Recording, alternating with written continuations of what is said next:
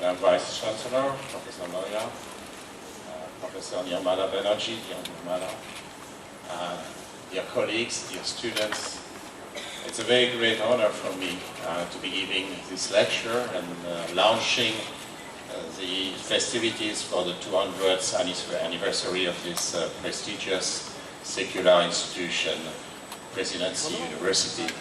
I'm very honored, and it's also a triple pleasure to be here. The first is that we are celebrating the memory of Professor Jean-Jacques Banerjee and his contribution to economics, but also to institution building here at Presidency. It used to be college at the time, and in India, and this is very important. So it's very important for me to be giving this lecture.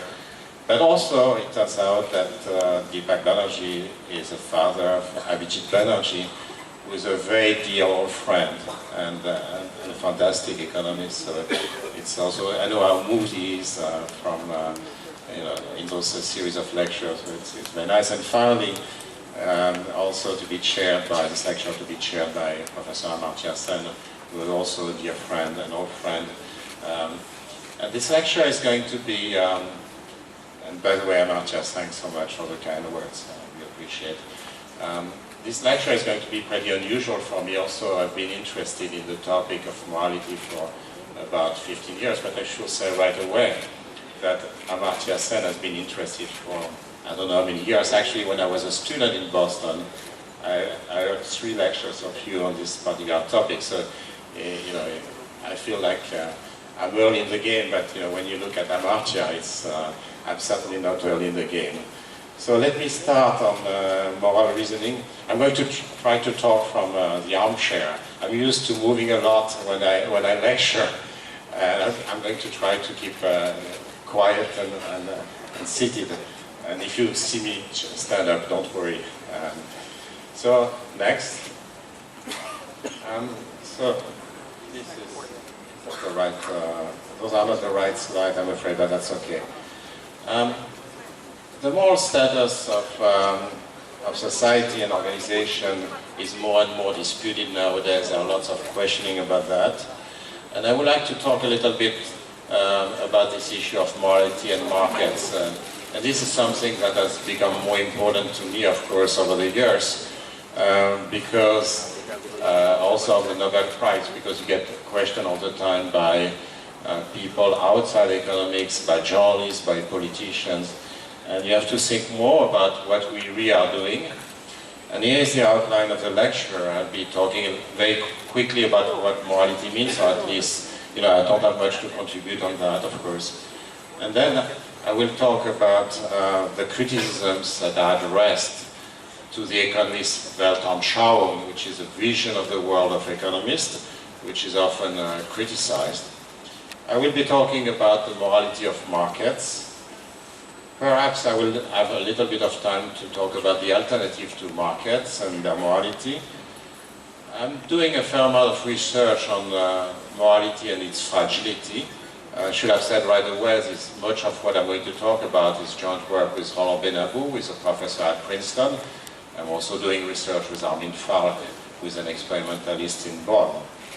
And finally, I hope I will have time to talk about corporate social responsibility, or more generally the social responsibility of individuals and firms. Next. So, what is moral? As I said, I don't have much to contribute on that, but I want to oversimplify it and just talk about 2 different notions of morality. The first notion is very familiar to economists. And in jargon of economists, you will call that an externality. So I should refrain from doing harm to you. I should behave pro-socially. So I should not eat you or steal from you or pollute, all kinds of externalities that we don't like. And this probably is the most universal and the most stable notion of externalities when I do something which is bad for you. It's restrictive view nonetheless. But I'm going to adopt this view for the purpose of the lecture. Next. But a number of people, in particular philosophers, think of morality in much broader terms. So for example, they talk about morality for behaviors that involve no apparent harm to anyone, but violate conventions, taboos, generate disgust, feeling of disrespect for one's values. So let me give you an example which is provided by Jonas Haidt, who is a well-known philosopher. Imagine the following situation. So imagine that your beloved dog is run over by a car in the street. Then you take the dog, he's dead, and you cook the dog and you eat the dog. Now most people will find that really disgusting, but it doesn't enter any of the categories I had before. There is no anxiety, the dog is dead. There's nothing you can do for this poor dog. And in the end, why is that wrong? So that's a notion of victim. Is there a victim somewhere? And that's a very important thing. So because the dog example is not a very interesting example, but you have lots of other examples which are important. And we find in relationship in the family, the workplace, countries, religion, and so on. If you think about taboos about life insurance, for example, now it's accepted everywhere. If you think about taboos about sexual relationship of people in the same sex or different races, it used to be frowned upon by a vast majority of people for centuries and centuries. And those things change a lot over time. You always ask, where is the victim? Is there any harm? Is there any externality? And it always boils down to the notion of conventions and breaking taboos. And it's probably something which is less stable over time than the other conceptions of morality. So I'm not going to talk about that, but because it's a very difficult issue, because once you start having values which are specific to you, which has nothing to do with any externality, there is always my value against your values, and sometimes it can be undecidable. Every disagreement becomes some mental harm, so it's very hard to discuss. So I'll stick to the easiest one, which is the first one. Next. So let me talk a little bit about the economist view of the world. The economist view of the world is that incentives are key. So we emphasize incentives quite a lot. Of course, we have lots of caveats. We know that incentives don't work very well in a number of circumstances. And actually, this year's Nobel Prize was awarded to Bengt Holmström. In particular, was worked on some of the limits, and many of us, people like Abhijit and myself and others have worked on the limits of incentive in general. High-power incentives, so you mean when you reward a lot for performance, may not be optimal, for example, when you have noisy performance measurement, so you cannot remeasure the performance very well, because then you reward luck rather than performance. A particular case of it is when you are in a team and you measure only the performance of a team, because then the performance of the team is, of course, affected by the partners. When you have capture or collusion, it's not going to work as well. When you have repeated interaction, you may not need to have incentives. When you have multitasking, if you give incentive on one task, then you may destroy incentive on another task. When you have adverse selection, so when you have asymmetric information at the date of contracting, also high-power incentive scheme do not work that well. But lo and behold, I will say, economists think of incentive as being a good thing if you employ them properly. Now, also economists believe that even so markets often fail, market economies are good. So we like market economies because we distrust a lot planned economies for various reasons. But at the same time, we also think those market economies fail sometimes, so we need to regulate. We need to regulate competition, natural monopolies, banks, and many other things. But we think that markets are the key to economic organization overall. Next. Now, other social scientists have a somewhat different view. For example, psychologists or sociologists emphasize the fact that material incentives do not always work, but for a different reason. It's not the same reason as the ones I've mentioned. They emphasize the fact that extrinsic incentive may undermine intrinsic motivation. So if you are paid for doing something, you lose your enthusiasm, your intrinsic motivation for doing it. You may crowd out social norms as well, and I will come back to that. Legal scholars are a little bit in between. So, legal scholars, of course, they talk all the time about incentive. I mean, you think of criminal law, for example, or civil law as being a set of incentives, but also emphasize that incentives can be expressive. So they can express the values of society. And if you think about the debate about the death penalty, for example, in almost every country, it's not a debate about the efficiency of incentives, but it's a debate about values of society. So there's an expressive effect of laws. It's not only an incentive system, and you end up thinking about social norms and how they're affected by law. Philosophers have a different bone of contention with economics, and often they address more their distrust of markets. So if you look at the titles, here are some extremely well-known philosophers, and some of the best philosophers in the world. And if you look at the title, they don't look too good for economists, right? So Michael Sandel has this book, which had a success worldwide, called What Money Can Buy, The Moral Limits of Markets. He's a colleague of Amartya. Michael Walzer has this article, for example, he has lots of articles talking about free markets corroding moral character. Deborah Slatz, who is a professor at Stanford, I would highly recommend, it's a less well-known work, but I would highly recommend her work. She has this book on why some things should not be for sale. Elizabeth Anderson also has a book, and many others. So philosophers have always expressed their distrust of markets, and that's something we economists have to take into account. Next. Now, economists have a hard time being in the intellectual debate, and that's certainly something I've noted for many years, but of course in the last 2 years even more than before. I must say, it's always hard to be in the debate whether you're an economist or not. Economics are complex, but yet it's a familiar science. Everybody has some thought about, layman's thought about economics.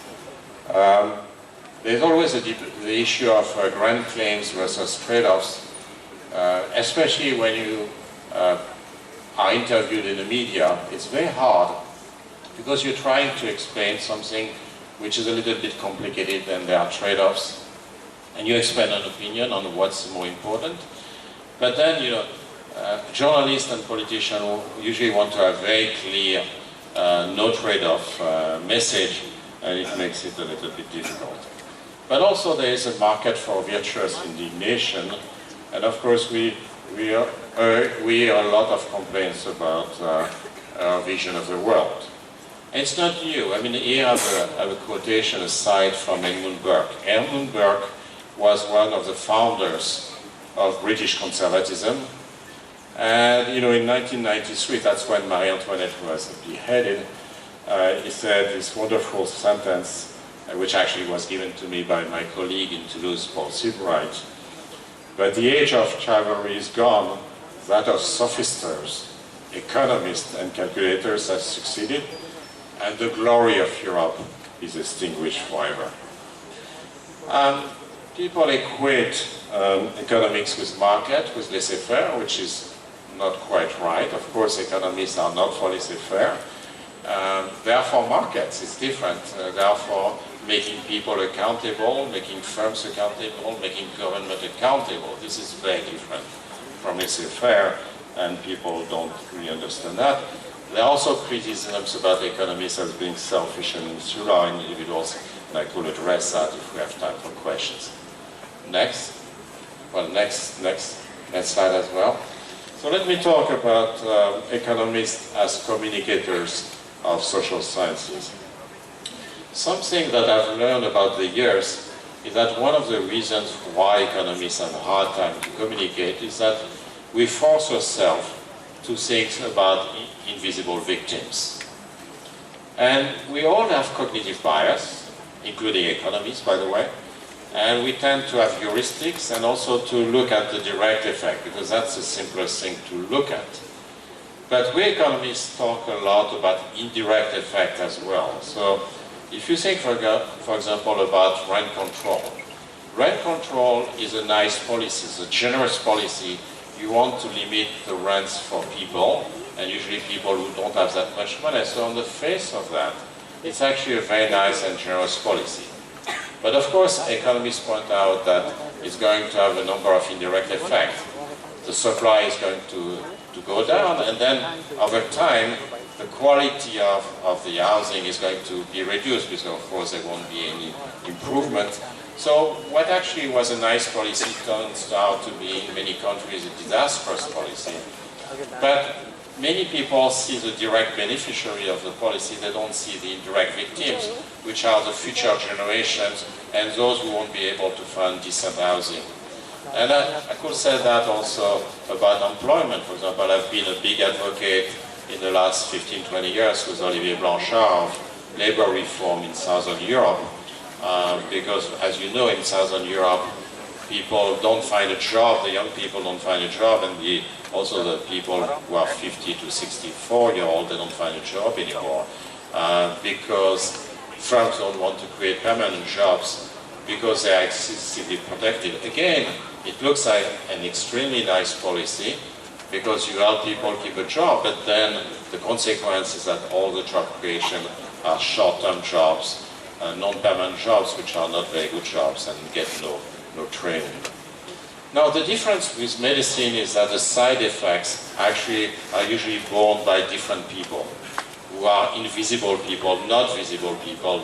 The beneficiaries are very visible, the non-beneficiaries, the victims, are actually very invisible. And that explains part of the reason why we have trouble discussing those issues, because the visible people are there on TV and you never see the invisible ones. Next.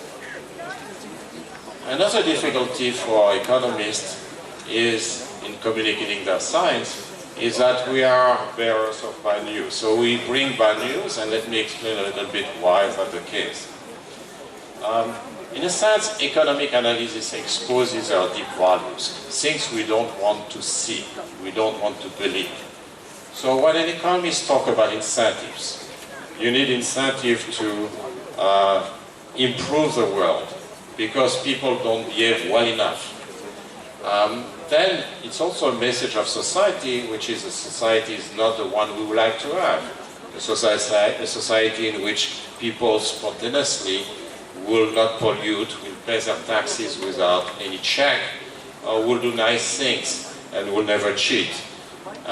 This is not the society where we live in, and of course this is a message which creates some angst and some worries for society, because we all would like to live in a better society.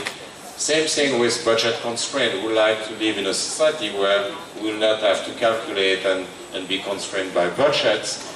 And we economists, when we say that our social system might be in danger because of financial constraint, that's a message that actually, in terms of anticipable utility, is not great. And actually, many other sciences, actually social sciences, understand that, and they try to find other language. So, for example, in legal terms, you know, when an economist says we need, say, property rights in order to avoid all-up crimes, like in Williamson, a lawyer will never say that. A lawyer will say, you know, this is fair. Someone who has invested in something, it's fair that this person gets a return on it. It's a very different language. But I still want to say that economists actually may also be destroyers of social norms. So when we say we need incentive on some dimension of our life, and those incentives work, they are actually useful for society. But of course it's a message on the social norm, which is that people are not as nice as one would like to think. And in those aspects which are uncontrolled by incentive, there may be spillover effects which are not wanted. That's something I've been working with Roland Benabou in some work we have done on laws and norms, but it's true that insisting too much on incentive may also have some bad consequences on social norms in those areas where we cannot control through incentives. Next. Well, the economist is also a breaker of taboos. A good case in point, actually, is the case of health economics. Fortunately, I'm not an health economist. It's very hard to talk about health when you're an economist, because immediately you tend to think about trade-offs. You know, how many lives can you save by putting your money in this equipment rather than this policy, for example? And our policies are often completely crazy. So we're going to spend millions of dollars to save one life, whereas a few $100s could save many lives elsewhere. But it's very emotional. Against this visible victim versus invisible victim is also something that plays a role. And life is priceless, as we know, just like family, marriage, friendship, and loyalty to country, and so on and so forth. And that means that it's very difficult to talk rationally about those issues. Philosophers actually have been discussing that for many, very, very long time. You probably have heard about the Tirole dilemma. Should I push someone on the track of a trolley and kill that person to save 5 people who are going to be killed by the trolley? Many people will say no. I will say yes, but it's probably because I'm an economist. I don't know, but same thing. If you're a doctor, you kill someone to get the organs and save 5 people who are going to die very quickly otherwise. And all doctors will say no.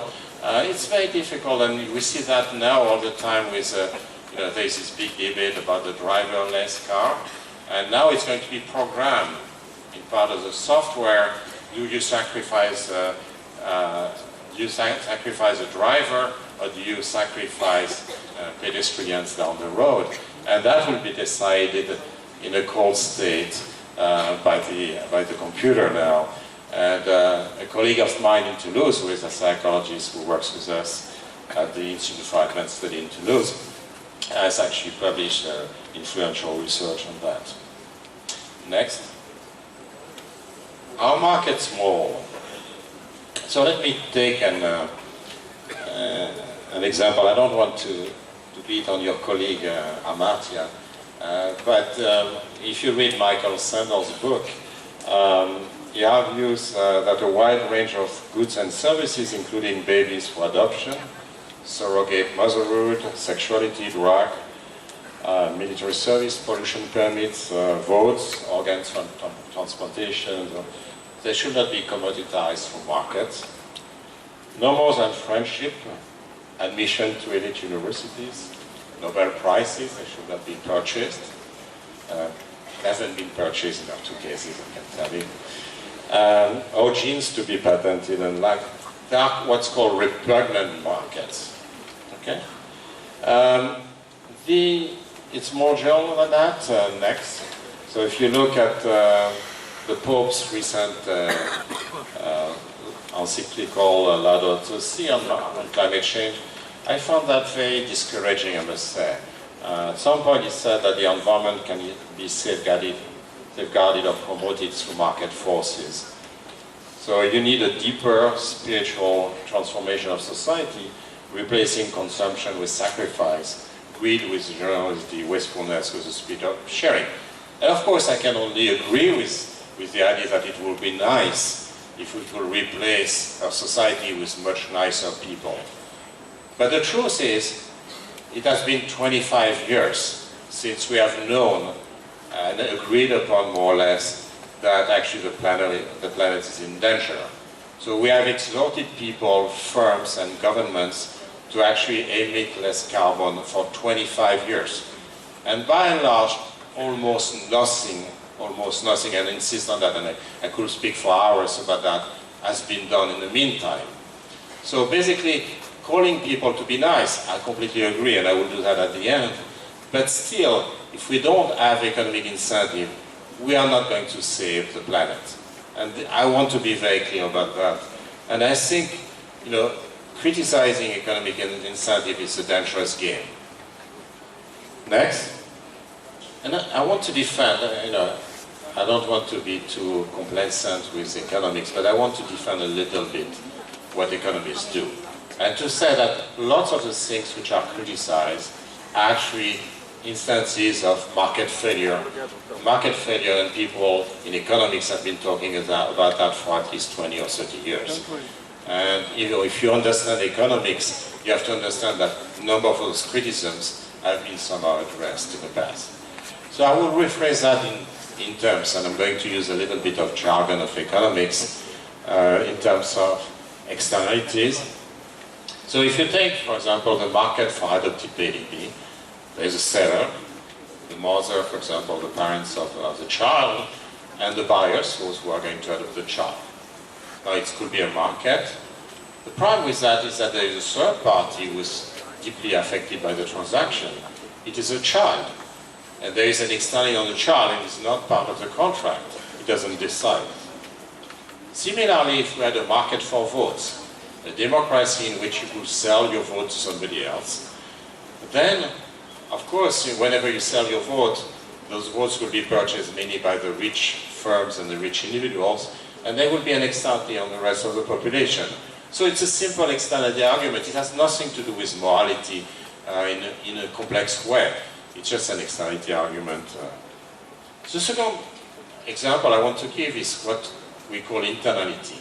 Internality is not when you are hurting somebody else, it's when you are hurting yourself. You are hurting yourself because of willpower concerns, for example, because you are too impatient to get some consumption, for example, or some money, and you sacrifice your long term in a way which is bad for yourself. So that's why it's called an internality. So impulsive behavior has been recognized for a long time, and actually they are part of the public policy. So if you think about public policy with respect to cigarettes, drugs, savings, interest rates, and so on, they are motivated a lot by self-control issues. And I would say, the part of the worry about organ sales is that poor people, especially poor people who enter into contract because they would like to have the money, of course they will have long-term costs, but if you have self-control crime and you really need the money, it's very tempted to take the money and then regret it later on. It's possibly the case. Next. And I will say the same thing for slavery. Right? Of course, we are all against slavery when it's forced by somebody else, when you are captured and then you are forced into slavery, involuntary slavery. But what about voluntary slavery? Why do we disagree? I mean, why do we disagree so much about voluntary slavery? After all, it's just a contract between two parties. And if this contract is not signed under duress, why shouldn't it be legal? And the answer, I think, is that there's a danger that people will take the money right away and then regret it because, of course, it has very long-term consequences which are bad. Third item, which is very familiar from economics, is markets which are not sufficiently competitive.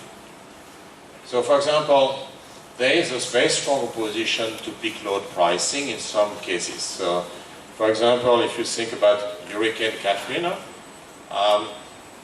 the question was if there was a shortage of hotels, the people had to leave New Orleans. There was a shortage of hotels, there was a shortage of taxis and cars to live. And the question then, should you ration through prices? So you might say, an economist might say, that's fine. We need people who need the most the hotel or the car to use, the hotel or the car, and the other might use a friend or something like that. Even so, it's inconvenient. I think most non-economists will say it's bad. And if I try to make sense of it, I would think more in terms of market power and price gouging, prices which are way too high. Maybe, I don't know.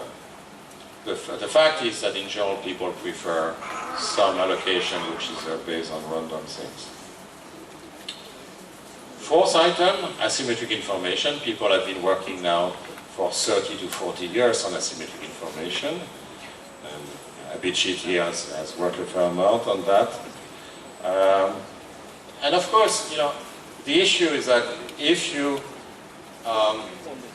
pay for your admission in university, I'm not talking about the tuition, which is paid by everyone, but let's imagine and you get some of that in the Ivy League place where your parents are incredibly rich and you give a couple of $1 million to the university and then your children are admitted to the university. And we all feel it's bad.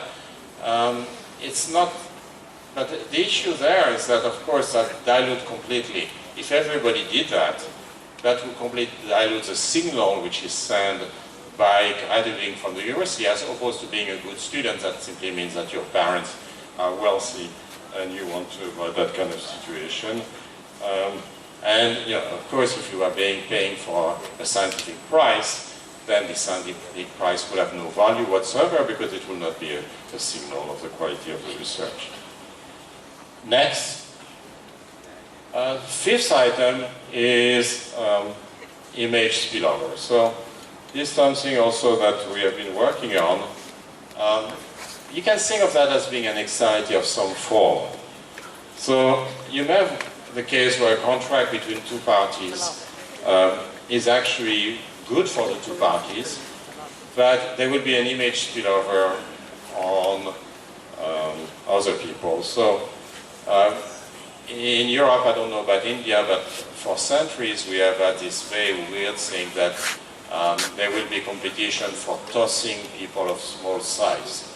It was called dwarf tossing. And even recently the Supreme Court of France, 20 years ago, had to decide on some activity like that in a Parisian nightclub.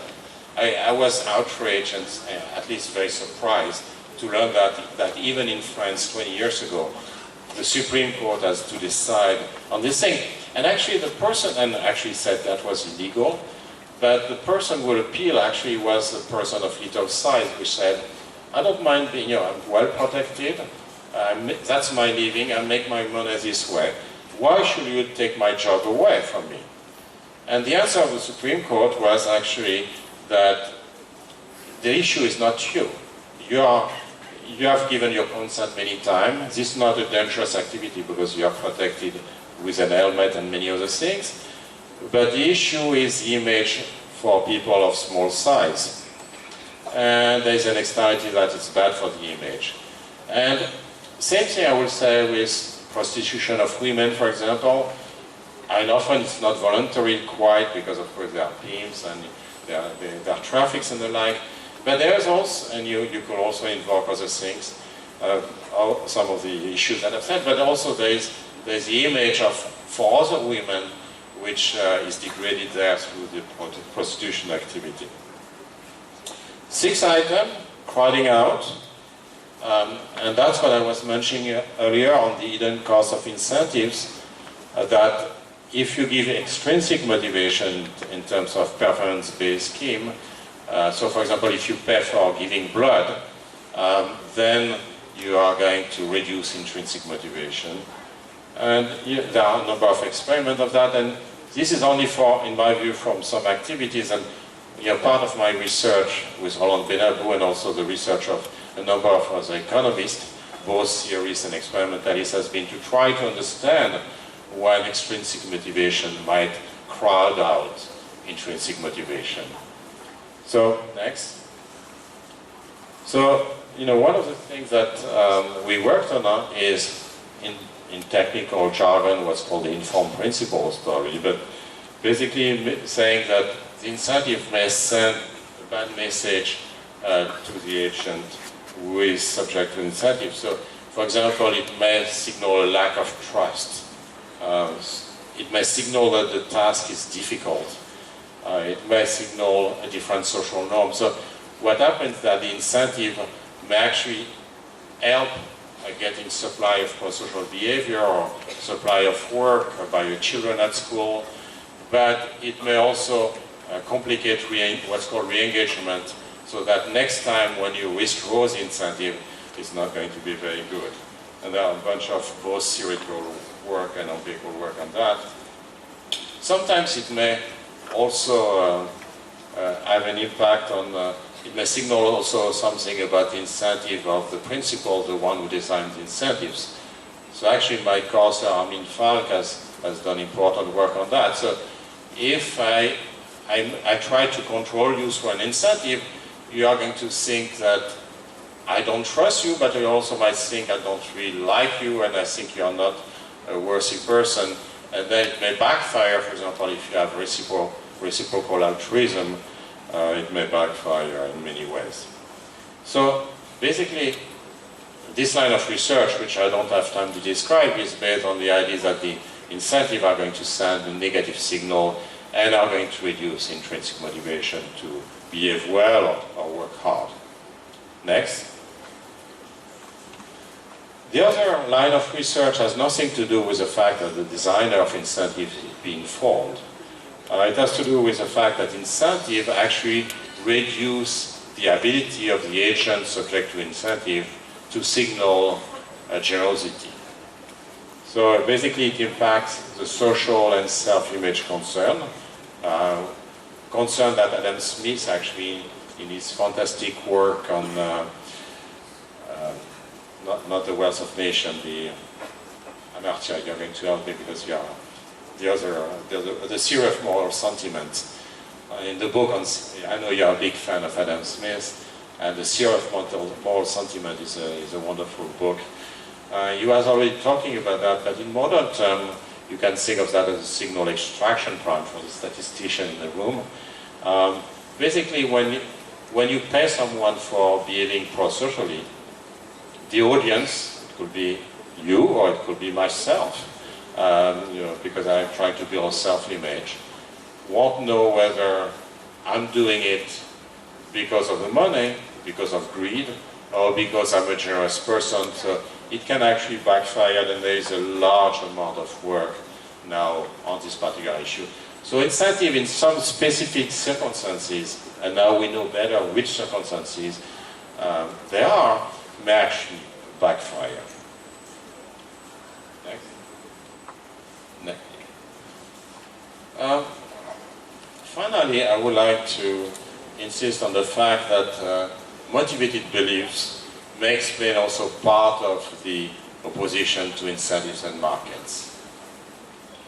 I think all of us, we don't want to see things around us.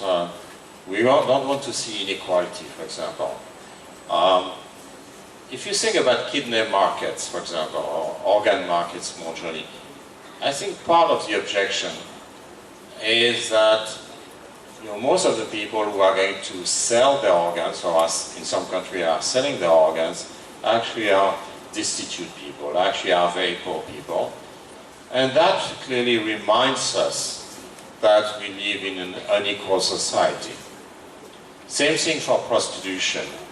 The people who actually engage in prostitution are actually very often very poor people, and they send you a signal that actually something about society that actually we don't want to see.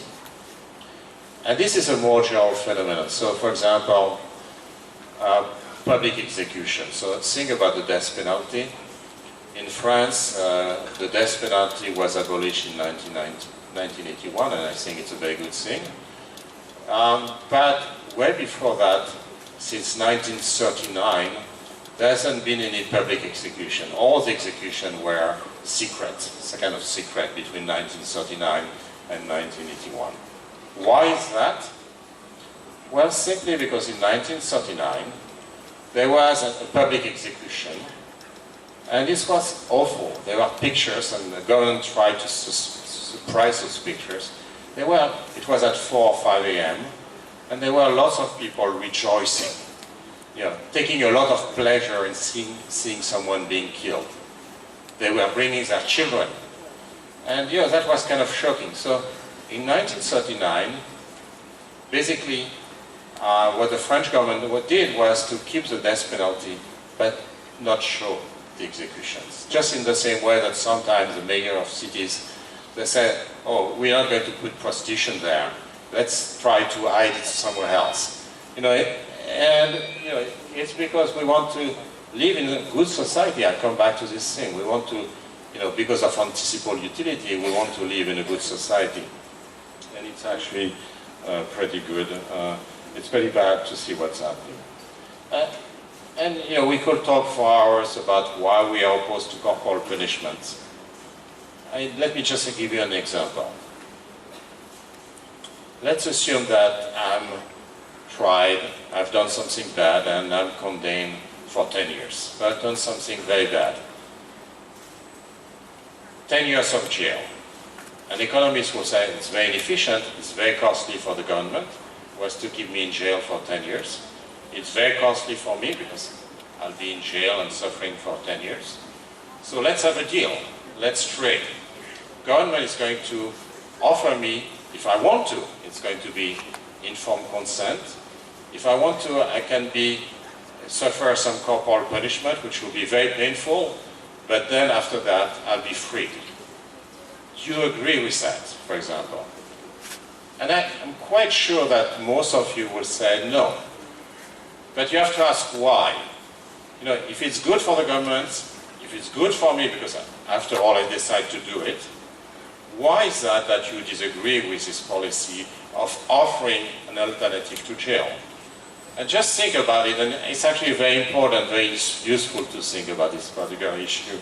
That tells you about who we are, what our values are. In particular case, I think our value is that we don't want society to be violent. Okay?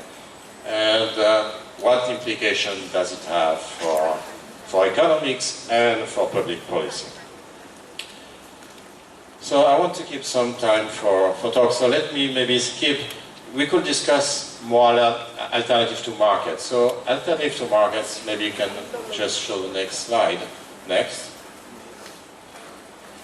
And I'm not going to discuss that very much, but even if you don't like markets, and I hope you like markets, as long as they are properly regulated, even if you don't like markets, you still have to ask, what is the alternative to markets? If you think markets are immoral and there's something wrong with markets, well, that's not enough. You have to say, what are we going to replace markets with? And in the past, we have seen lots of mechanisms which have been used instead of markets, which were either very inefficient, like rationing, waiting in line, reducing the supplies in many ways, or very unfair, like wars, appropriation, and violence. There's been lots of alternatives to market, and the only message I want to send here, which I think is very important, is that even if you don't like market, you have to think about what the alternative is. Next, because we are going to section 5. Next.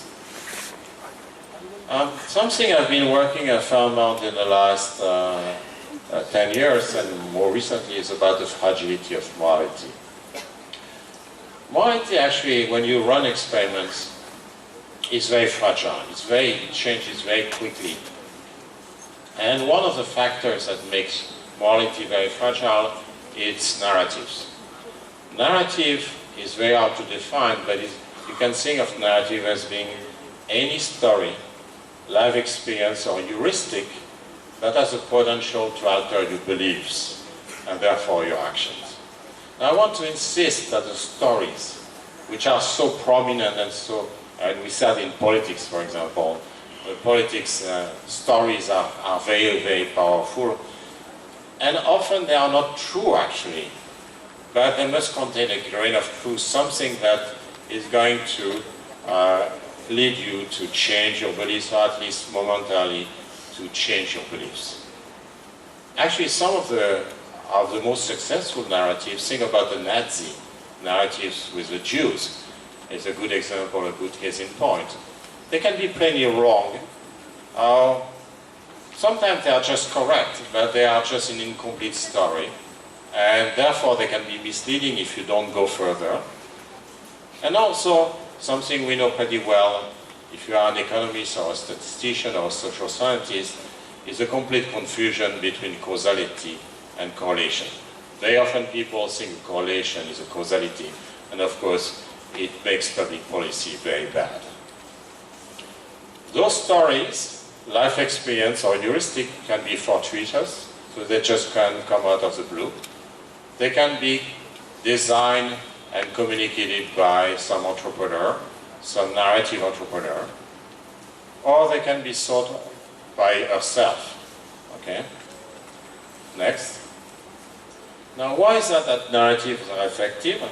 Well, there are two kinds of narratives. There are negative narratives, which basically are excuses. We know that everybody has a tension. I mean, if you take the worst possible Nazis, even they thought of themselves as being moral people. It sounds very surprising, but they always found, in Nuremberg, they found excuses. They were trying to find excuses for their abysmal behavior. I know here there is actually this exhibit about Anne Frank and the genocide, which I think is a very important topic. But something you have to understand is that even the worst possible Nazis, they wanted to think of themselves as being moral people, which is very surprising. But on a less extreme degree, when we don't behave very well, we always try to find excuses for ourselves.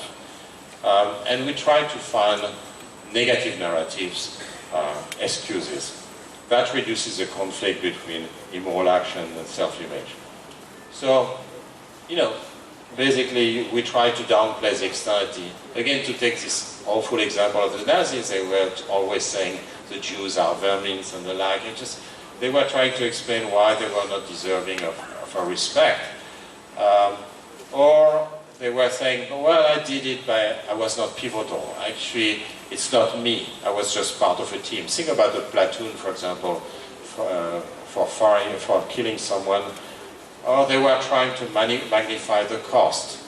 I was only following orders. Okay? Or talking about not being pivotal, if I hadn't done it, somebody else would have done it. So actually, I was not responsible for it. Positive narrative, which you find actually in fairy tales, in Bollywood movies, in Hollywood movies, in role models, in religion, in moral precepts, actually is the reverse. So there are stories which actually are trying to convince you to behave well and show you that there will be gains to behaving well, and also that actually there will be big anxieties onto others if you behave well. So those are familiar, and the issue about how you analyze those things. Next. So actually with Roland Benabou, we have been working on that for over a decade, and I'm not going to go through the mathematical model, but let me just give you the ingredients. We presume that people are intrinsically motivated to some extent to behave well. So we all would like, actually, our planet not to get warm, so we all are willing, to different degrees, and that's very important, actually to do something for our environment. But of course, our self-interest is different, because doing things for the environment may actually be very costly. We have to refrain from polluting, from driving. We have to insulate our house. We have to not to use too much coal, which is very polluting, but of course the alternative sources of energy may be expensive and so on. So there's a dilemma between our intrinsic motivation. Most of us would like to do good, and to various degrees. Some people are very generous, some people are less generous. And then there is our material extrinsic motivation, material incentive. But then there is a third thing, and this is something we have been emphasizing quite a lot, is the self and social image concern. So I care about what you think about me, and also I care about what I think about myself. I want to think about myself as being a generous person, for example, as a good person, even so I'm not. So I want to think of myself, and I want to signal to myself that I'm a good person. Next. So in the work we're doing, we are trying to understand how narratives emerge, and also how they propagate. So they propagate it depends. I mean, there are various factors. The first is that in terms of image concern, we always have an incentive to find negative excuses. That's not my fault. there is no real externality anyway. There's no global warming, for example. You know, oh, the science is unsettled. Lots of people who are climate skeptics, who don't believe in climate change, actually, they try to say, no, the science is not there yet. Even so now, there's a fair amount of consensus on that. So we try to find negative narrative in order to justify our behavior. At the same time, we also would like others to behave well. So in terms of influence concern affecting the other's behavior, we would like to propagate basically positive narratives. So basically you will have both, but when reputation concerns are paramount, we'll try to communicate and share negative narratives because we want to defend our actions about the way we behave. Even, by the way, if we behave well, we want to say we behave especially well because, you know, in the end, it's not that, it was difficult or something like that. When we try to influence people, that's different. We, you know, for example, a role model is, you know, is going to try to actually vehicle or communicate positive narrative instead. Okay? What we do also in our research next is to talk about imperatives and to talk about rule utilitarianism first, and this is something that that has been investigated a lot by Amartya Sen. And I'm afraid I'm not going to have much time to talk about that. Let me maybe there it's completely different. It's not a story. It's basically an imperative. So I say, don't pollute, don't lie. You know, it's a recommendation not on what drives the action, but on the action itself. And it's going to be effective only if you trust me in some way. And actually, there are multiple modes of communication. So if you want to influence other people, you can go through the narrative route, or you can go through the imperative route. And something you can do is to try to understand what are the cost and benefit of each route. You want to go through a narrative trying to explain why you should do something or not do something, or do you want to go through an imperative, lie or don't lie, or something like that? Yes, something like this. Next, I'm going to go a bit fast on this. We worked a lot also to understand why people are so Kantian. So are responsive a lot to imperatives, or are trying to claim they obey imperatives, despite the fact that it's less flexible. And there are two reasons, and there are true Kantians who are, for example, people who are truly generous. But of course, that raises the issue with flexibility. I mean, you probably remember Kant. Kant always said, you know, you should never lie. You should never lie. Even a criminal comes to your door and says, is your friend around in the house? You should tell the truth, you know. And for me, it's kind of very strange that you should be, the moral behavior should be telling the truth. I don't believe it's immoral behavior, so there's a lack of flexibility which is involved in Kantian behavior. But it's also, there are a number of very generous people who are almost Kantian, but there are also a number of people who try to posture as Kantian. They want to show, maybe let me show them the next slide. They want to show that they are exceptional people, they are Kantians. They are people who will never pollute, they will never do anything wrong. And that raises the issue of how we measure preferences in the realm of all preferences. So one of the things we want to do as economists or social scientists is to know what are the real preferences of people in the moral behavior. But I want to warn you that the measurement of this is polluted by image concern or social image concerns, because of course, when I decide not to pollute, it's going to be very different, for example, if you are watching me and if you are not watching me. So the measurement is going to be very different. And similarly, it's going to be very different depending on the way you elicit the preferences. So there are two well-known ways of eliciting preferences. One is called direct elicitation. So I tell you, for $5 will you pollute? So if you don't pollute, fine, and if you pollute, I will give you $5. You want to do it. To try to measure, and then I aggregate over everybody, and I try to see basically the demand curve or the supply curve to try to know what the preferences are on the aggregate. Another route, which is due to Baker, de Groot, and Marchak, actually is to take a single individual and to say, at what level will you start polluting? So I tell you $1, no, you say, no, I don't want to pollute at $1. $2, no. $10, okay, I start polluting. If you give me, and then it's a random draw. So the way it works is that then I will draw $1, $2, or $100 based on, say, some uniform distribution or like. And here is, when you do the research, actually the arrow, the Baker, de Groot, Marchak arrow should go to the blue curve, not to the orange curve, I'm sorry.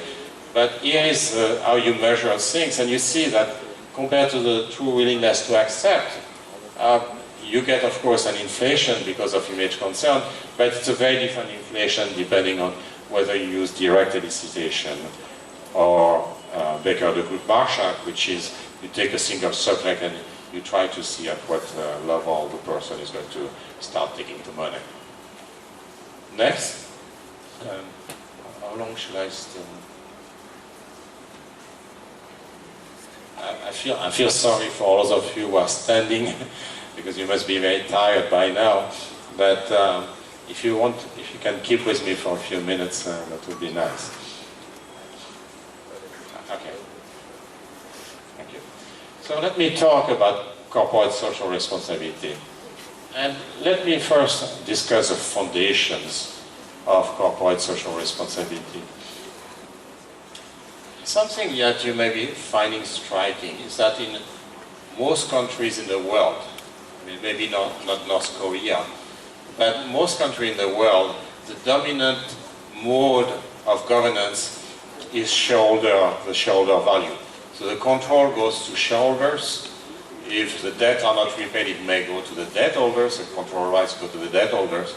But by and large, those are the investors who control firms.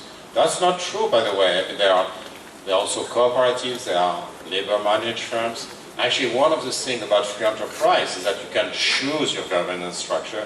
You don't have to choose shareholder value. So it's actually a puzzle why our societies, by and large, are organized around shareholder value. And how it is that actually it works. Because you may think it's completely crazy to have only one stakeholder, who are the investors, the shareholders, who decide on the management of a firm. After all, they are workers. They are suppliers, they are customers, they are townships, there are states around which are affected by pollution and the like. So the way it works, actually, if you go back 2 centuries ago with Adam Smith, is actually a combination of two things. The first is that you try to protect the other stakeholders because there is no reason why the shareholders will always do the right thing. So you give them some fixed claim and you protect them through a legal environment and also through incentives, through regulation. And this is a mixture of market and the state in a way. And this is the way our society works. Now, this view, which dates back to, it's basically a mixture of Adam Smith and Pigou. This view actually is imperfect because the state cannot always regulate. I'm going to come to that. But if you think about corporate social responsibility, which is very different, it's a decentralized, market-oriented way of behaving socially. Why does it have a role in a sense? Because you might say the state is already correcting the incentive. So in a sense, you need both market failures and government failures to justify it. Next. So you need government failures. So government failures is due, can have four origins. Actually, only the first three will be of interest to us. The first one is that governments fail because they are captured. There are very strong lobby interest groups. So the Pigovian anxieties and incentives that I was talking about are not going to be in place, and we see that for carbon pricing, for example. It's very clear. So government is not going to do the right thing. In a democracy, there is a second issue, which is pandering. So the government is going to try to pander to interest group, to use the asymmetry of information between the beneficiaries and the victims. It's always the same theme.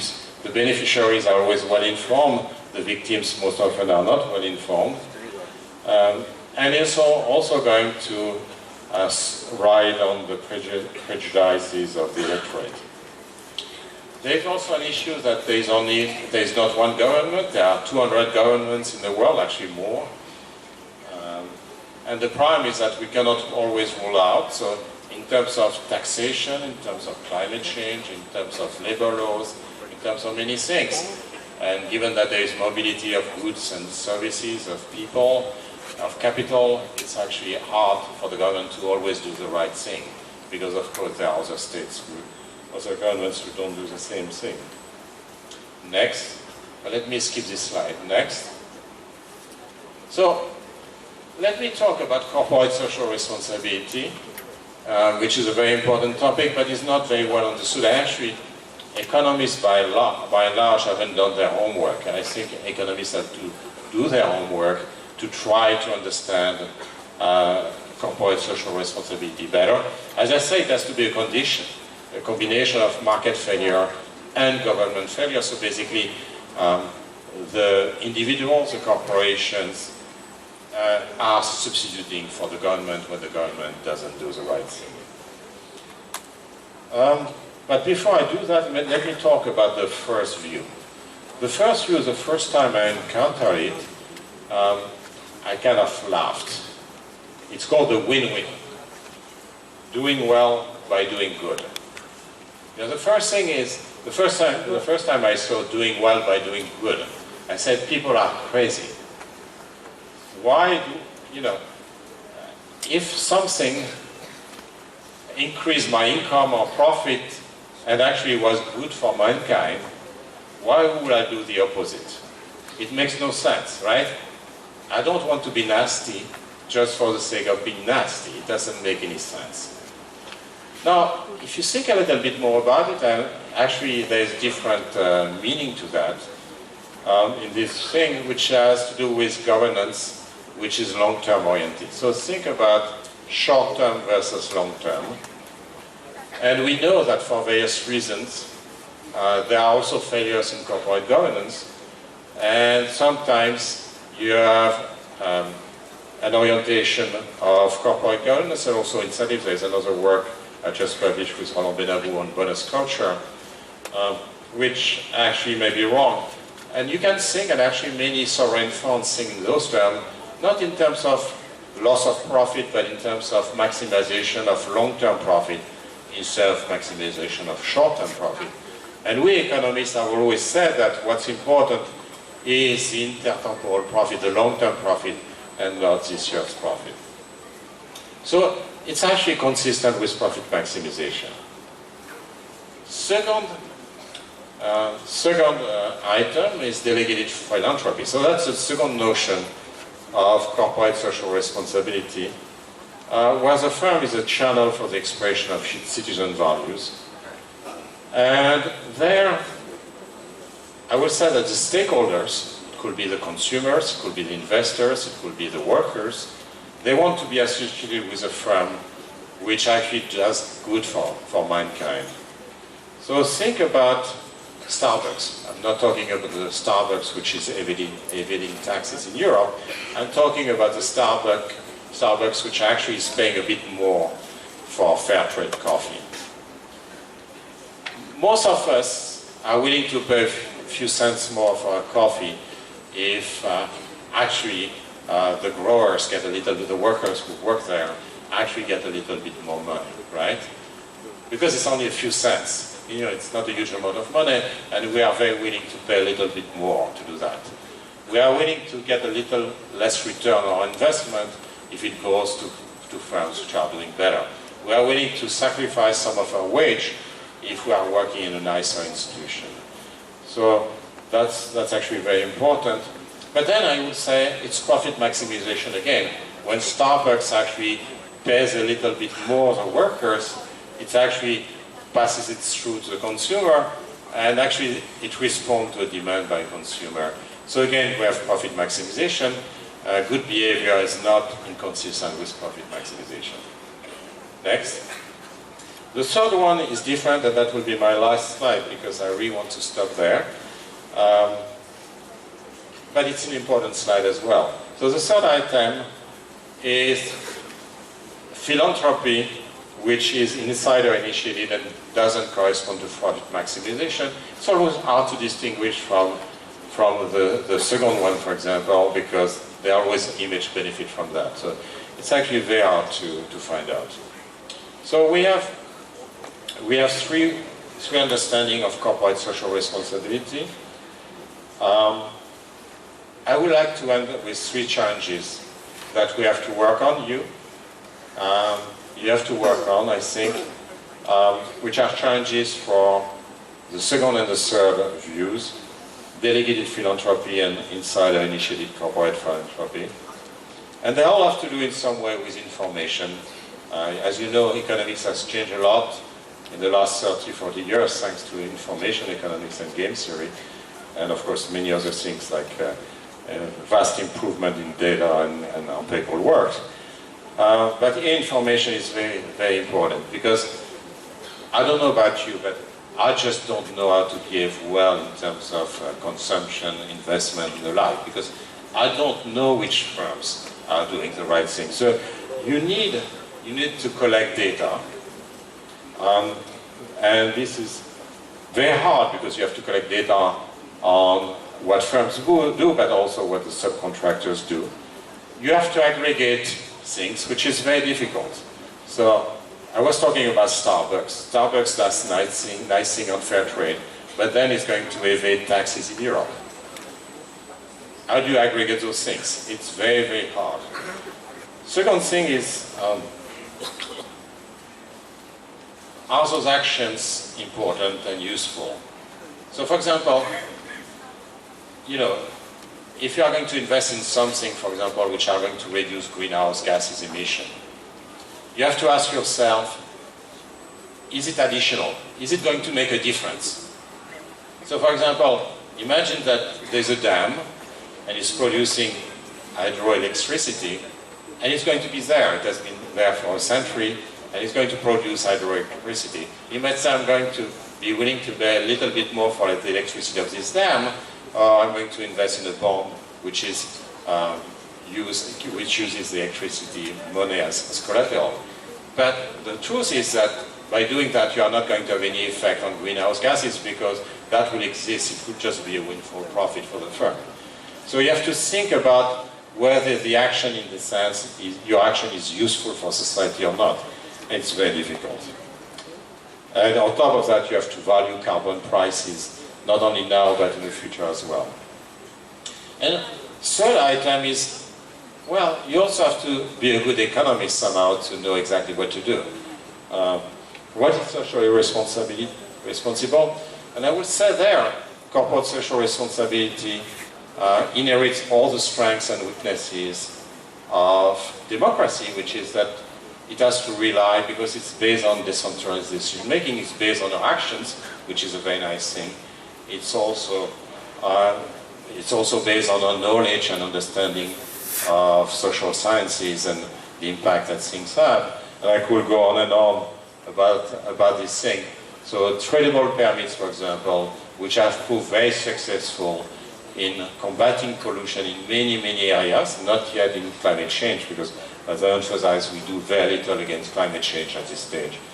But tradable permits, I can tell you, and many of us have had this experience, when you try to convince a minister of the importance of credible permits, and I've been doing that for 25 years. It's very, very hard because there's still this lynching saying that, actually those things are immoral. Why would you pay? Or why would you have the right to pay to pollute? Of course, you can always say, is that more moral not to pay to pollute? But, you know, it's actually very important. And so people have to understand, and I could give you many examples in which it is difficult to do. This being said, and to me, I strongly believe in corporate social responsibility, but I want to highlight the difficulties with it. And we have to improve this notion, of course. We have to work on corporate social responsibility. We know that the governments are not perfect, they don't do things right often. And we need ourselves as consumers, as workers, as investors to be socially responsible. And for that, we face many informational crimes, and we need to solve those crimes. So let me stop here. I've been talking for too long. Let me put the next slide. Well, not the next slide, but next. So I wanted to thank you very much for your attention. As I say, it's very great honor. Thank you very much. Well, first let me congratulate Laffont. Exciting talk. It wasn't an easy talk, but it's extremely interesting. It's very ambitious. Covered painstakingly wide field of our interest on moral and behavioral issues. It's probably illuminating. I don't doubt that many people here who would be stimulated by the talk would like to do some further reading. One of them, of course, was quite clear. For technical economists, the Benabou and Tirole paper, that's an economica, is that right? Economica. And that, of course, clearly would be linked. But it would be quite interesting if, for those who want to pursue it, and you know, you are talking at a prime educational institution, if you give a few reading that they may do to follow this up. And remember to send me a copy too. I would also like to pursue it. I'm also particularly struck that you ended with a kind of epistemic connection about the information of various times, which is really quite, in terms of providing incentive for thinking more in terms of what we can learn about these things. It's very central. If I had time, and I don't, because I would like to open it up, some stage I would like to talk with you about Kant, and I'm not quite sure whether you're fair to Kantian. I'm not a Kantian, but I'm not absolutely certain whether you're fair to Kantians or not. But that's for you and me at some stage. So I will abuse my privilege as chair. Let me invite a few questions. There won't be very much time, I'm afraid. But a few questions. Is there a roaming microphone somewhere? Okay. Yeah. And what we want is a question needs a question, not a speech on some views that the question holds.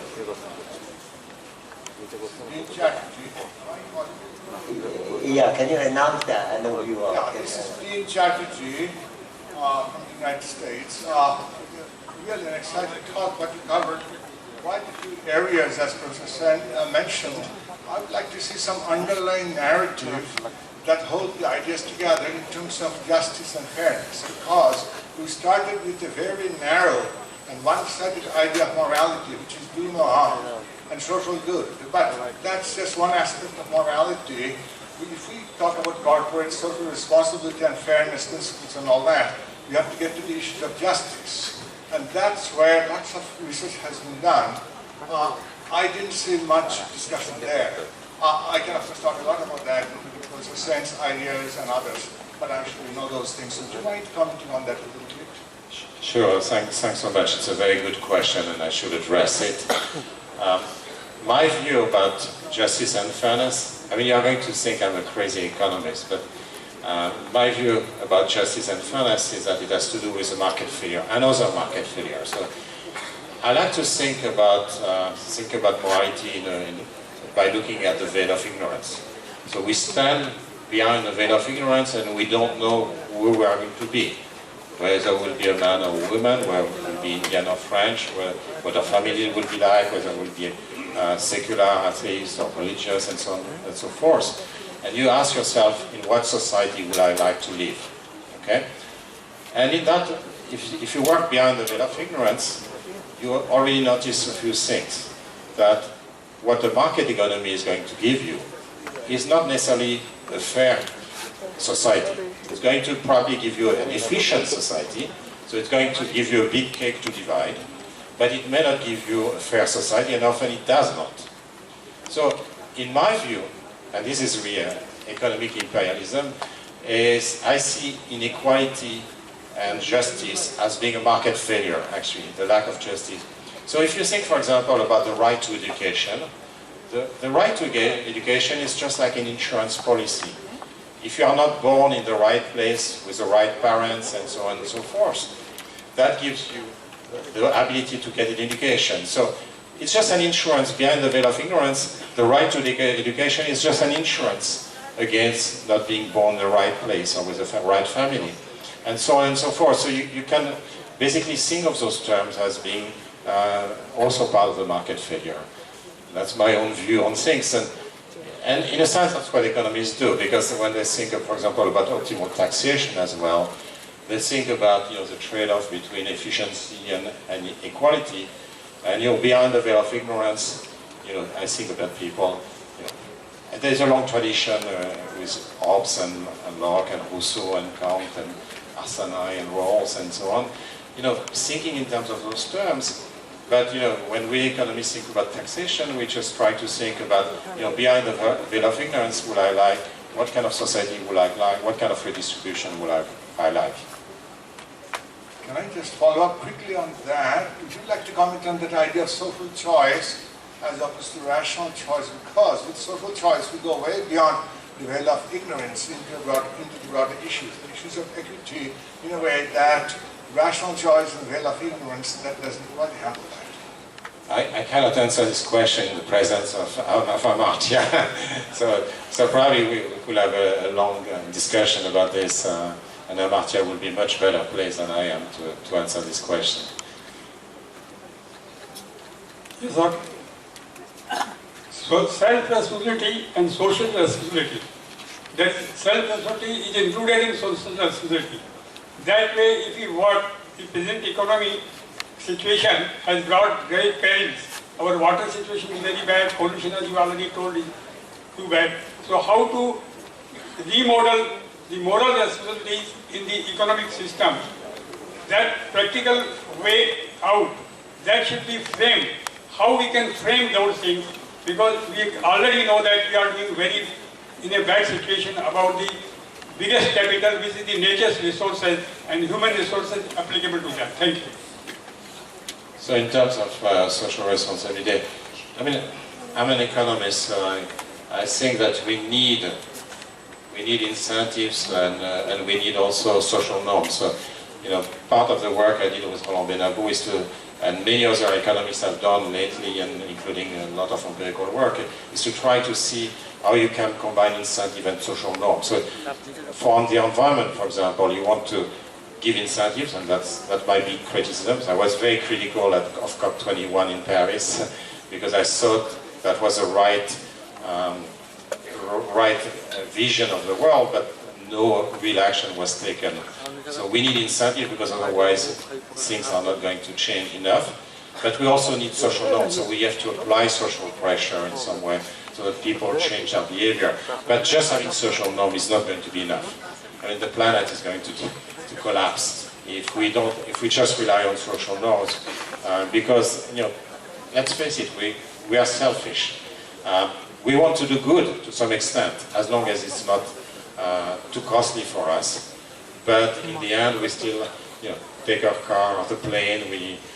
We don't insulate our house enough. We use coal coal and gas, especially coal and things like that. I mean, the truth is that we have a material interest as well. If we don't put a price on carbon, it's not going to work.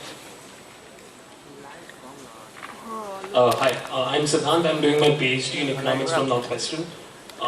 So, as an economist and as you've understood morality and incentives, how has that affected you personally and the decisions you make? I understand it's a loaded question and there'll be a lot of bias, but if you could just illuminate how you've personally handled these choices.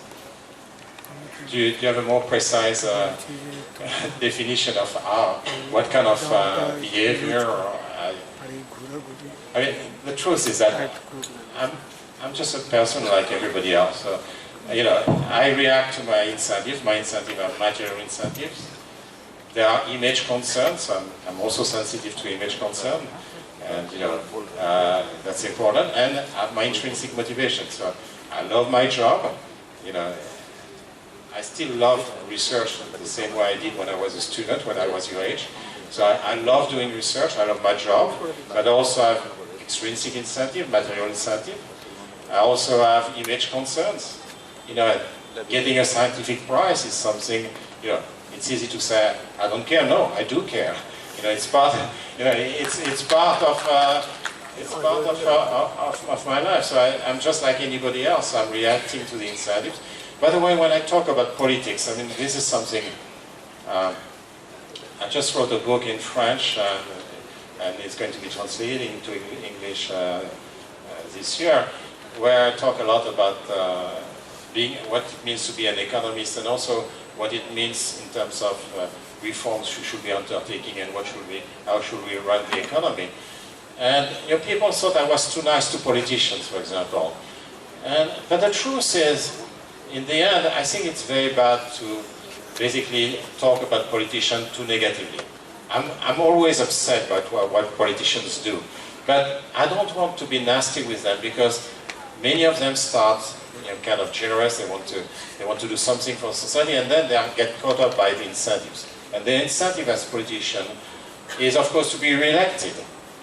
And you know, we have to face it. A politician is going to face an incentive, and it's completely useless to just blame the politician. What's much more useful is to understand why they don't behave the way we would like them to behave. And you know, same thing. You know, we as economists had enough time to talk about, or scientists more generally. You know, we want to behave well. We all want to behave well, but we have those incentives. We may face conflict of interest because we get money from companies or from the government. We may want to be famous and be on TV all the time. We may want to, you know, push our religious or political agenda. We are subject to bias just like anybody else. So, my own view is the view of the world is that, you know, I don't blame people. People are what they are. There are some people who are more moral than others. There are some people who are more courageous than others. But still, you know, we all react to an incentive we face, and that's life. And we have to take from there and see what we can build.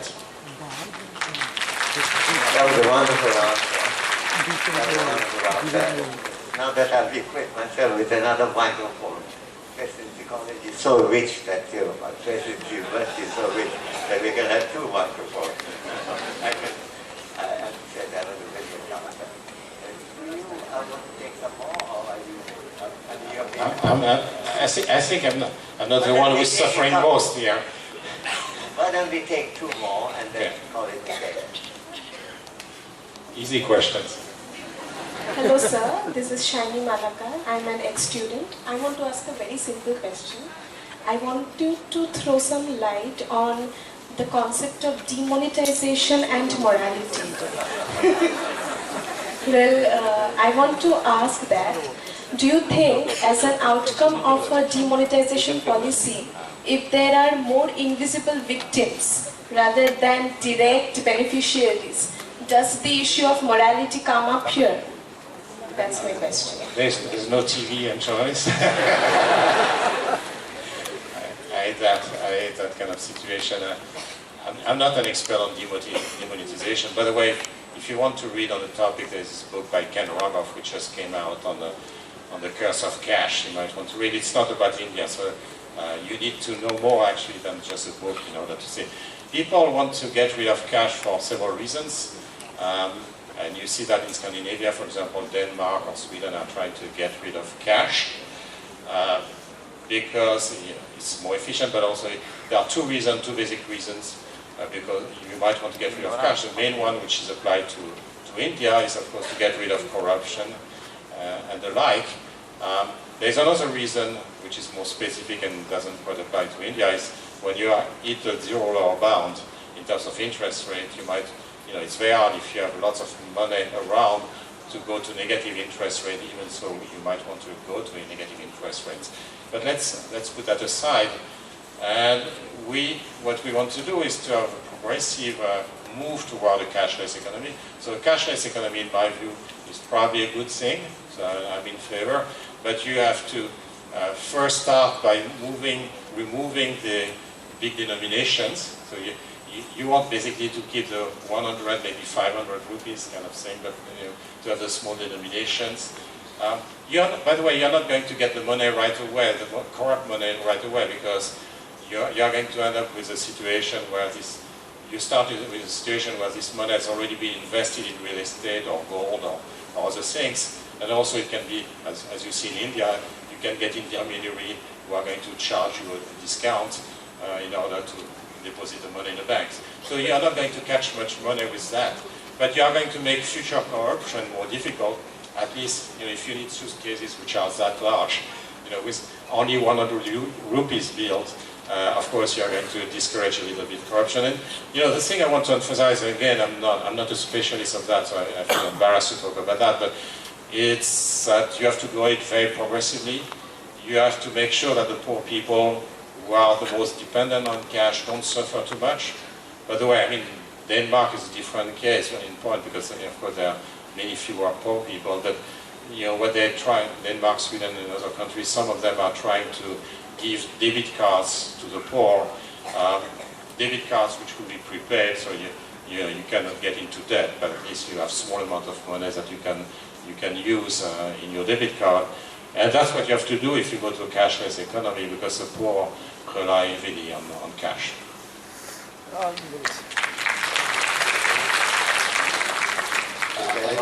This is Shugata Bose. I think the burning question of the day has already been asked, but let me try to pose another question. You started off by discussing the big question, can markets be moral? But by the time you came to the final slides, the question underlying them was, can organizations be moral? And there was a shift from talking about individual morality, the morality of markets, to the question of corporate social responsibility. You had a throwaway sentence in the course of your lecture. You said that corporate social responsibility comes into play only when there are both market failures and government failures. And then you said there can be a failure of corporate governance as well, but you did not elaborate. So, since the biggest financial and economic crisis of recent times, that of 2008, was probably triggered by corporate social irresponsibility, would you say a few words about, the prospects and possibilities of a failure of corporate governance and what that means for your discourse on morality of organizations? Well, thank you, Sugato. Ask for simple questions. But let me try to answer. If you think about the financial crisis, there have been multiple failures. And by the way, people often attribute this crisis to greed, which is correct, but is, I think, misleading at the same time, because fundamentally there was a failure of the government as well. The government was not regulating the banks properly.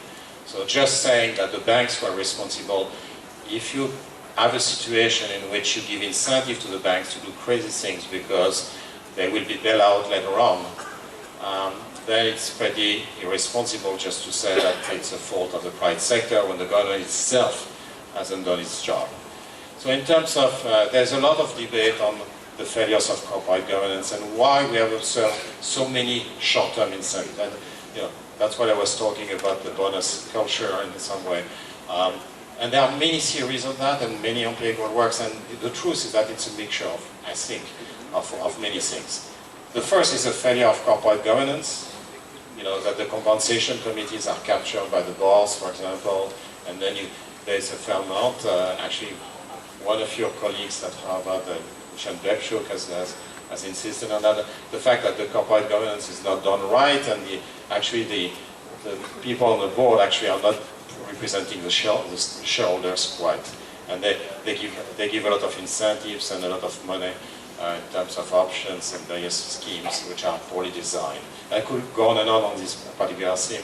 That's one aspect. The second aspect, which was important as well, is what I alluded to earlier, is government bailout. So the thing is that as long as you could count on the government bailouts, you could get refinancing.